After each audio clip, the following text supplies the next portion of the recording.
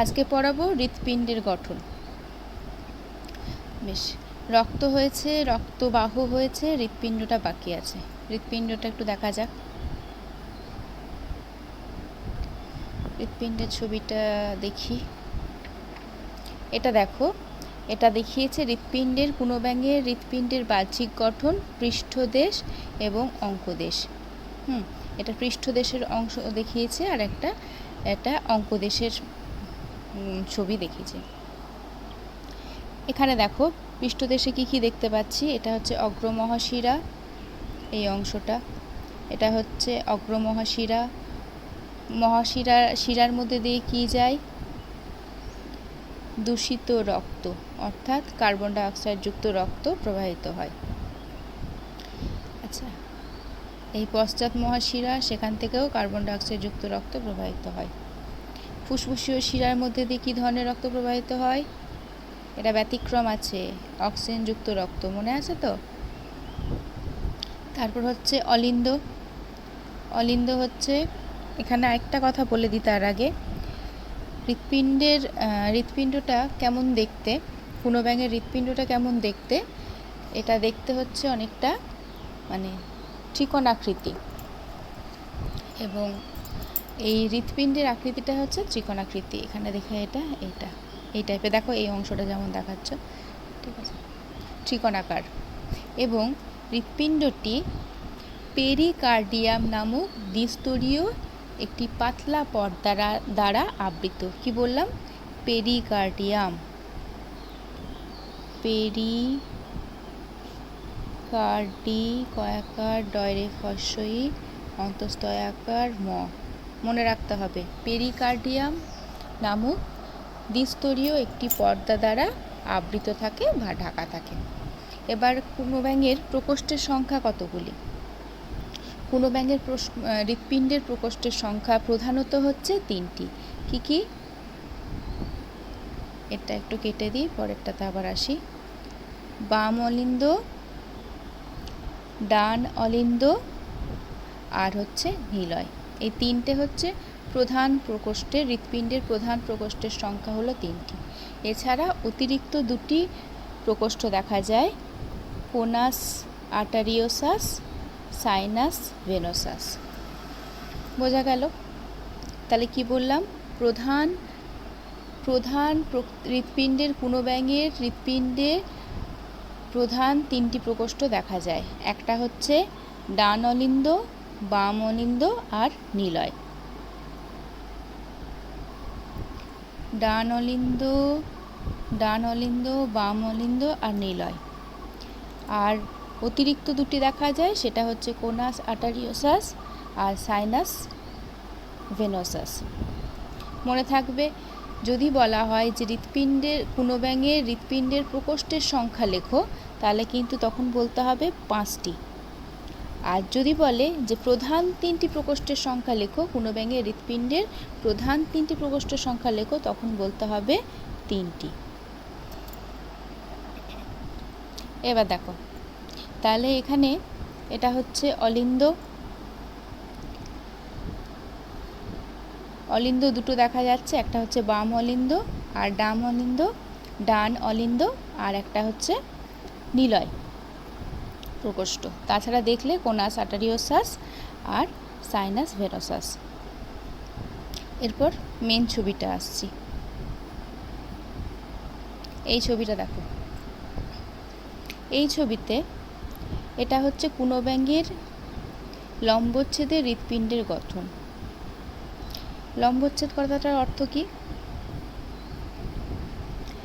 অর্থাৎ এই হৃৎপিণ্ডটা এরকম দেখতে, ধরো আমরা এই বরাবর কাটছি, লম্বা বরাবর কাটছি, তাহলে ভেতরের অংশটা দেখতে পাবো, যেটা দেখিয়েছি এখানে। এই অংশটা এবার আমরা আলোচনা করব। এখানে দেখো, এই অংশে প্রথম আসছি অলিন্দ। তাহলে অলিন্দ আমরা কি পড়েছি? যে কুনোব্যাঙের হৃৎপিণ্ডের প্রকোষ্ঠের সংখ্যা হচ্ছে, প্রধান প্রকোষ্ঠের সংখ্যা হচ্ছে 3টি, ডান অলিন্দ, বাম অলিন্দ এবং নিলয়। এবং মানুষের ক্ষেত্রে মানুষের হৃৎপিণ্ডের প্রকোষ্ঠের সংখ্যা কতগুলি? 4টি। কি কি থাকে? ডান অলিন্দ, বাম অলিন্দ, ডান নিলয়, বাম নিলয়। অর্থাৎ এখানে আমরা একটা জিনিস খুব ভালো দেখতে পাচ্ছি, যেহেতু কোনো ব্যাঙ উভচর শ্রেণীর প্রাণী, তাই এরা কিন্তু অনুন্নত, তুলনামূলক মানুষের তুলনায় বা স্তন্যপায়ীদের তুলনায় অনুন্নত, তাই এদের হৃৎপিণ্ড তখনও কিন্তু ততটা উন্নত হয়নি। অর্থাৎ এদের হৃৎপিণ্ডের মধ্যে দূষিত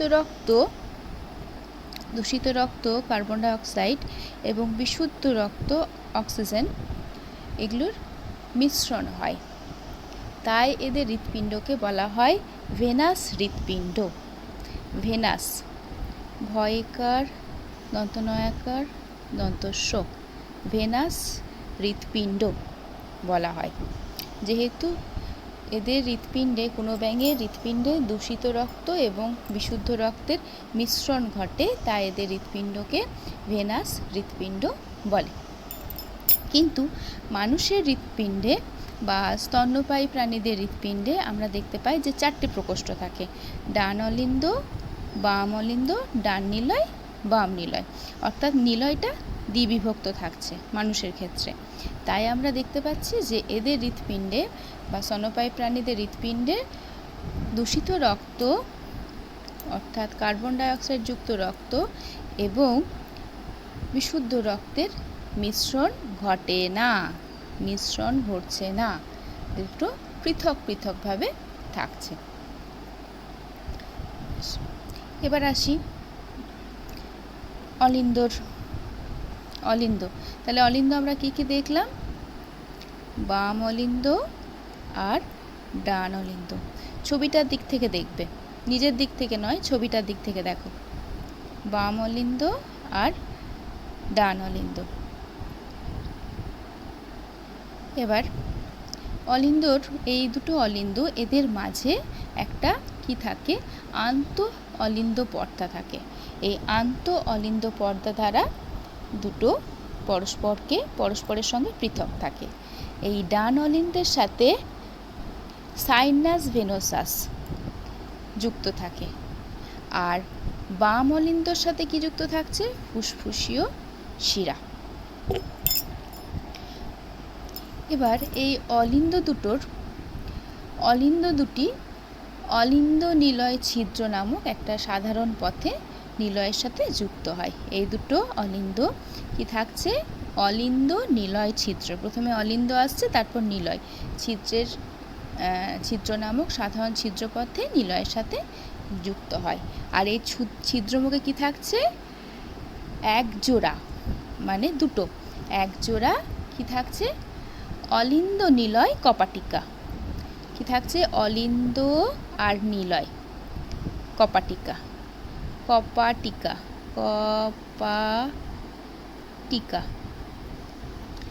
অলিন্দ নিলয় কপাটিকা থাকে। এর কাজটা কি? এ করছে কি? রক্তকে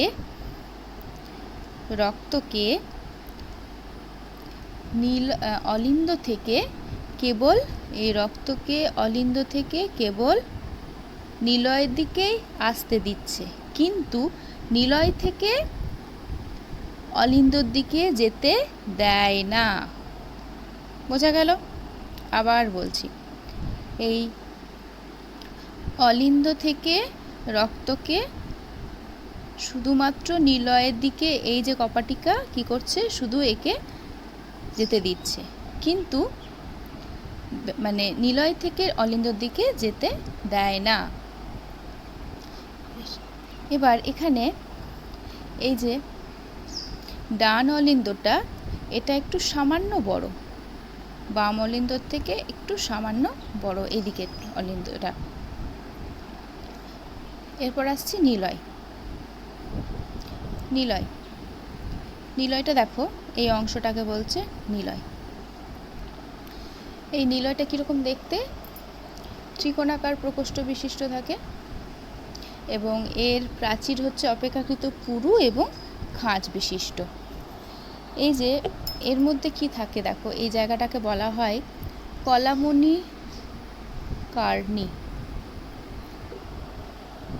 এই কলামণিকার্ণী নিলয়ের মধ্যে বিশুদ্ধ এবং দূষিত রক্তকে পৃথক রাখতে সাহায্য করে। অর্থাৎ কার্বন ডাইঅক্সাইড যুক্ত রক্ত এবং অক্সিজেনযুক্ত রক্তকে আলাদা রাখতে সাহায্য করছে কে? কলামনি কার্নি। এবার নিলয়ের আসি। নিলয়ে দেখো, নিলয়টি কার সাথে যুক্ত থাকছে? কোনাস আর্টারিওসাসের সাথে যুক্ত থাকছে। আগে আমরা পড়েছিলাম বাম অলিন্দ কার সাথে যুক্ত থাকছে? ফুসফুসীয় শিরা। আর ডান অলিন্দ কার সাথে যুক্ত থাকছে? Sinus venosus. ওটা ওই পৃষ্ঠীয় আগে যে ছবিটা, প্রথম ছবিটা দেখালাম, সেইটা একবার ছবিটা দেখিয়ে নিই। দেখো, ডান অলিন্দ কার সাথে থাকছে? Sinus venosus. এদিকে ডান দিকে থাকছে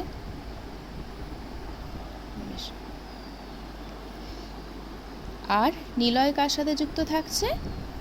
কোনাস আর্টারিওসাসের সাথে যুক্ত থাকছে। এদের সংযোগস্থলে এই দেখো 3টে কপাটিকা আছে।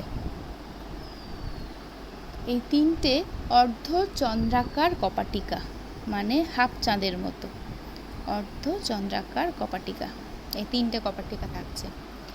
এরা কি করে? রক্তকে নিলয় থেকে কোথায় যাবে? কেবল কোনাস আর্টারিওসাসে যেতে দিচ্ছে, কিন্তু ব্যাক করতে দিচ্ছে না। অর্থাৎ কোনাস আর্টারিওসাস থেকে আবার নিলয়ে আসতে দেয় না। মনে থাকবে তাহলে নিলয়ের মধ্যে, নিলয় এবং কোনাস আর্টারিওসাসের সংযোগস্থলে 3টে অর্ধচন্দ্রাকৃতি কপাটিকা থাকে, যা রক্তকে শুধুমাত্র নিলয় থেকে কোনাস আর্টারিওসাসে যেতে দেয়, কিন্তু রক্তকে কোনাস আর্টারিওসাস থেকে নিলয়ে আসতে দেয় না। এরপর সাইনাস ভেনোসাস। সাইনাস ভেনোসাস এটা হচ্ছে হৃৎপিণ্ডের পৃষ্ঠদিকে থাকছে, পৃষ্ঠদিকে ত্রিকোণাকার পাতলা প্রাচীরবিষ্ট প্রকোষ্ঠ, যা কি নিয়ে গঠিত? দেখো, অগ্রমহাশিরা, 2টি অগ্রমহাশিরা এবং একটা পশ্চাৎ মহাশিরা নিয়ে গঠিত। আর শিরার মধ্যে দিয়ে কি যায়? আবার বলছি, কার্বন ডাইঅক্সাইড যুক্ত রক্ত। শুধু ব্যতিক্রম হচ্ছে ফুসফুসীয় শিরা, এর মধ্যে দিয়ে অক্সিজেন যুক্ত রক্ত প্রবাহিত হয়। এই কথাটা অনেকবার বললাম, মাথায় রেখো। এবার দেখো, এখানে এদের সংযোগস্থলে, এই ছবিটাতে আবার চলে আসছি। দেখো, এদের এই ডান নিলয়ের সাথে কি হচ্ছে? সাইনো অলিকিউলার ছিদ্রের মাধ্যমে যুক্ত হচ্ছে, এবং এই ছিদ্রপথে যে দুটো কপাটিকা অবস্থান করে, সেটা রক্তকে কেবলমাত্র সাইনাস ভেনোসাস থেকে ডান অলিন্দের দিকে যেতে দেয়, কিন্তু বিপরীতে যেতে দেয় না। মনে থাকবে। এরপর কোনাস আর্টারিওসাস। কোনাস আর্টারিওসাস কীরকম দেখতে? এটা অঙ্কীয় দেশে দেখা যাচ্ছে, নলাকার প্রকোষ্ঠ। এই যে নলাকার একটা প্রকোষ্ঠ, এটা এর মধ্যে একটা প্যাঁচালো কপাটিকা থাকে, এটাকে বলছে সর্পিল বা সর্পিলাকার কপাটিকা বা স্পাইরাল কপাটিকা।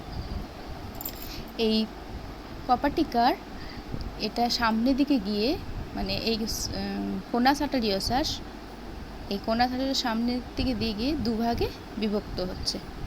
একটা হচ্ছে ট্রাঙ্কাস, দুটোকেই বলছে ট্রাঙ্কাস আর্টারিওসাস। সামনের দিকে গিয়ে 2 ভাগে বিভক্ত হয়ে 2টি ট্রাঙ্কাস আর্টারিওসাস গঠন করে। তাহলে কোনাস আর্টারিওসাস সামনের দিকে গিয়ে, হৃৎপিণ্ডের সামনের দিকে গিয়ে 2 ভাগে বিভক্ত হয়ে ট্রাঙ্কাস আর্টারিওসাস গঠন করে। এটা বোঝা গেল পুরো গঠনটা। এরপর আমরা পড়ব পুনঃব্যাঙের হৃৎপিণ্ডের মধ্যে দিয়ে রক্ত সংবহন পদ্ধতিটা কিভাবে হয়। এরপর হৃৎপিণ্ডের মধ্যে রক্ত সংবহন পদ্ধতিটি আলোচনা করব। এখানে দেখো, যখন হৃৎপিণ্ডের অলিন্দ এবং নিলয়, অলিন্দ এবং নিলয় কী করছে, পর্যায়ক্রমিকভাবে সংকোচন এবং প্রসারণের ফলে হৃৎপিণ্ডে রক্ত সংবহন হয়। অর্থাৎ যখন অলিন্দের কি হলো, সংকোচন হয়, তখন নিলয়ের প্রসারণ হয়। সংকোচনের ইংলিশ বলে সিস্টোল, আর প্রসারণ হচ্ছে ডায়াস্টোল। আবার নিলয়ের যখন সংকোচন হয় তখন এই দুটোর প্রসারণ হয়। এইভাবে হৃৎপিণ্ডে রক্ত সংবহন পদ্ধতি সম্পন্ন হয়। যখন অলিন্দের প্রসারণ হচ্ছে অর্থাৎ ডায়াস্টোল হচ্ছে, তখন এই অলিন্দের যখন কি হচ্ছে, ডায়াস্টোল অর্থাৎ প্রসারণ হচ্ছে, তখন সারা দেহ থেকে দূষিত রক্ত কার মাধ্যমে আসবে, এই ছবিতে যায়, সারা দেহ থেকে দূষিত রক্ত অগ্র মহাশিরা, পশ্চাৎ মহাশিরা, এই দুটো অগ্র মহাশিরা আর একটা পশ্চাৎ মহাশিরা, এই তিনটে মহাশিরার মাধ্যমে কোথায় আসে, সাইনাস ভেনোসাসে আসে। এবং এই সাইনাস ভেনোসাস থেকে দূষিত রক্ত, কার্বন ডাইঅক্সাইড রক্ত কোথায় যায়, আবার এই ছবি আসবো, সাইনু অলিকিউলার ছিদ্রতে আসছে। এর মাধ্যমে কোথায় আসছে, ডান অলিন্দে আসছে। অর্থাৎ এই তিনটে মহাশিরার মাধ্যমে দূষিত রক্ত সাইনাস ভেনোসাসে আসে এবং সাইনাস ভেনোসাস থেকে দূষিত রক্ত সাইনু অলিন্দ ছিদ্রের মাধ্যমে ডান অলিন্দে আসে। এটা হচ্ছে একটা দিকে গেল। আরেকটা দিকে দেখি, এখানে দেখো শিরা আছে, ফুসফুস থাকে হৃৎপিণ্ডের এই পাশটাতে। পুরো ছবিটা মনে আছে তো, একবার দেখে নিই।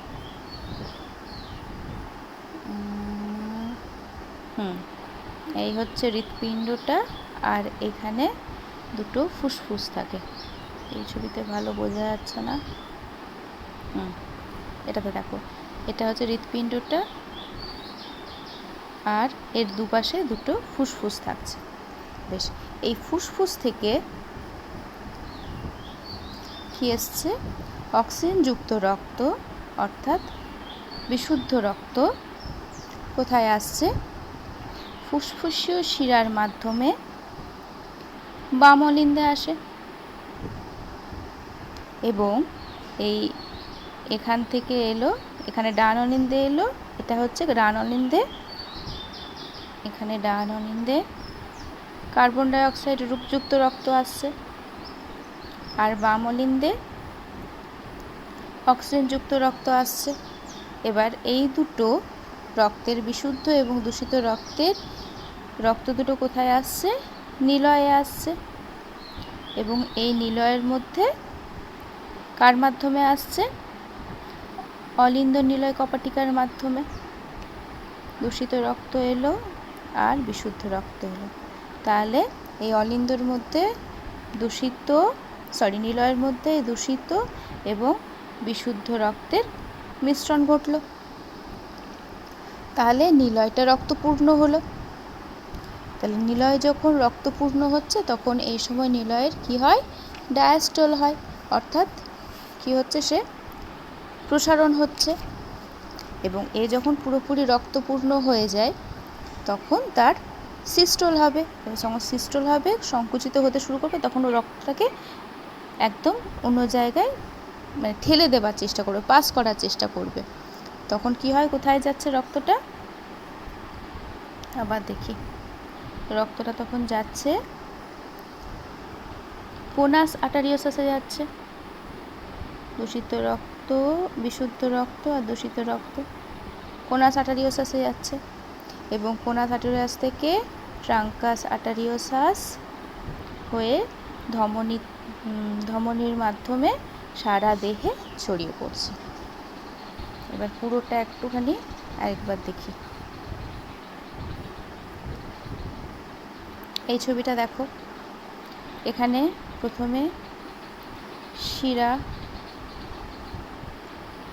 দূষিত রক্ত, কার্বন ডাইঅক্সাইডযুক্ত রক্ত কি হলো, সারা দেহ থেকে অগ্র মহাশিরা, দুটো অগ্র মহাশিরা আর একটা পশ্চাৎ মহাশিরা থেকে সাইনাস ভেনোসাসে এলো। সাইনাস ভেনোসাস থেকে ডান অলিন্দে এলো। আবার আরেকটা দিকে দেখলাম ফুসফুস থেকে ফুসফুসীয় শিরার মাধ্যমে বিশুদ্ধ রক্ত, অক্সিজেনযুক্ত রক্ত বাম অলিন্দে এলো এবং এই দুটো রক্তের মিশ্রণ ঘটছে কোথায়, নিলয়ের মধ্যে, এবং নিলয়ের থেকে কোথায় যাচ্ছে, কোনাস আর্টেরিওসাসে যাচ্ছে। সেখান থেকে সারা দেহে ধমনীর মাধ্যমে ছড়িয়ে পড়ছে এবং ফুসফুসীয় ধমনীর মাধ্যমে কী করছে, কার্বন ডাইঅক্সাইডযুক্ত রক্ত যাচ্ছে, আবার ফুসফুসে চলে যাচ্ছে, ফুসফুস থেকে দেহ থেকে নির্গত হচ্ছে, নিঃশ্বাসের মাধ্যমে নির্গত হয়ে যাচ্ছে।